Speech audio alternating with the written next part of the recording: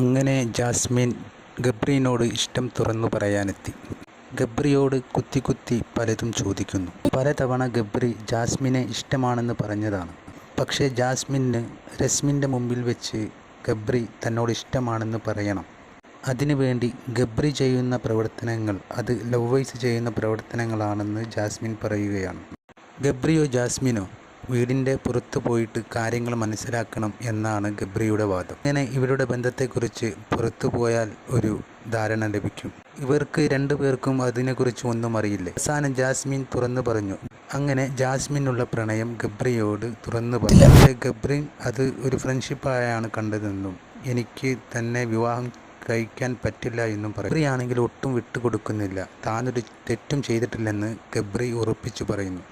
ഇത് തന്നെയാണ് ജാസ്മിനും പറഞ്ഞുകൊണ്ടിരുന്നത്. പക്ഷേ ഗബ്രി ഒന്ന് അകന്നു നിന്നപ്പോൾ കുറച്ച് അടുപ്പത്തിലാകാൻ വേണ്ടി ജാസ്മിൻ അങ്ങനെ റസ്മിനെയും കൂട്ടി തെളിയിക്കാൻ നോക്കിയ ജാസ്മിക്ക് വലിയ തിരിച്ചടിയാണ് ഗബ്രി കൊടുത്തത്.